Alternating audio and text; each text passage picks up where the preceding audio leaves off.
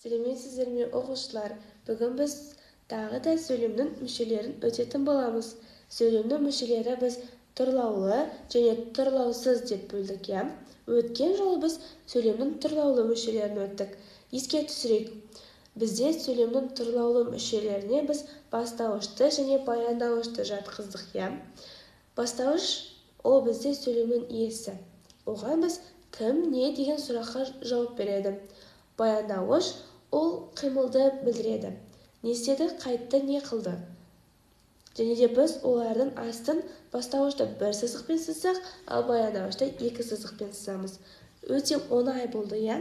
Ал бүгін біз сөйлемнің тұрлаусыз мүшелерін өтетін боламыз. Тұрлаусыз мүшелер дегеніміз не? Ол сөйлемдегі ойды кеңейтіп, толықтырып, нақтылап тұратын мүшелер. Оларға біз анықтауышты, толықтауыш, пысықтауыш деген тұрлаусыз мүшелерді жатқызамыз.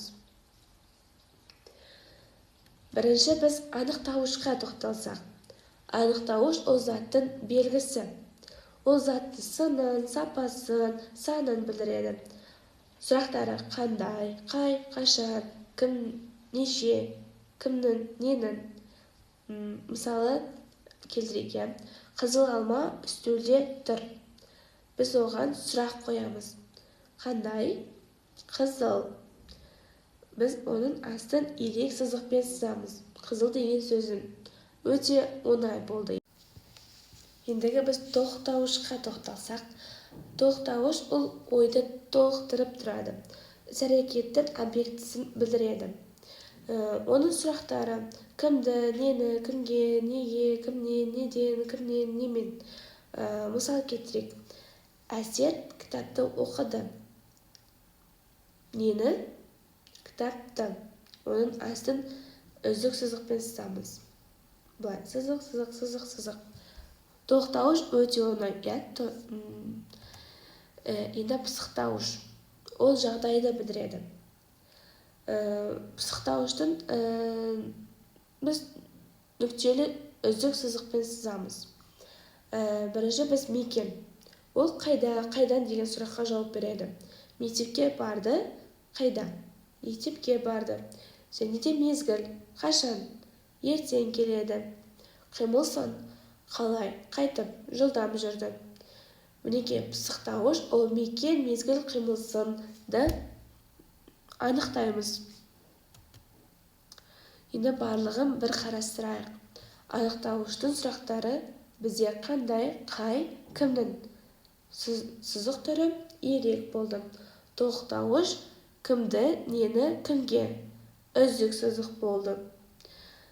Пысықтауыш қайда, қашан, қалай. Нүктелі үздік сызықтармен болды, иә?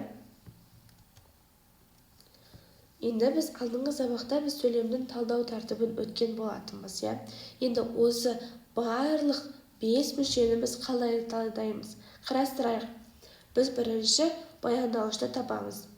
Мысалы, қарайық. Ақылды бала ертең мектепке барады. Не істеді? Барады. Яғни барады сөзінің астын екі сызықпен сызамыз. Екінші біз бастауышты табамыз. Ақылды бала ертең мектепке барады. Кім? Бала. Анықтауыш. Қандай бала? Ақылды бала. Сөз. Және пысықтауыш. Қашан?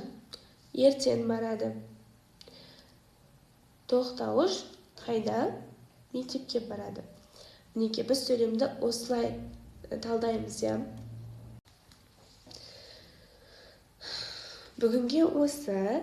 Ендігі біз үйде осы тапсырмаларды өзіміз қарастырайық, иә? Біз бірінші тапсырмада анықтауышты табамыз. Екінші тапсырмада біз мына сөйлемді оқып, сұрақтарын сәйкестендіреміз. Және тест. Оқушылар, бүгін біз сіздермен сөйлемнің тұрлаулы және тұрлаусыз мүшелерін қарастырдық. Сіздерге барлығы түсінікті болды деп ойлаймын. Назарларыңызға рахмет.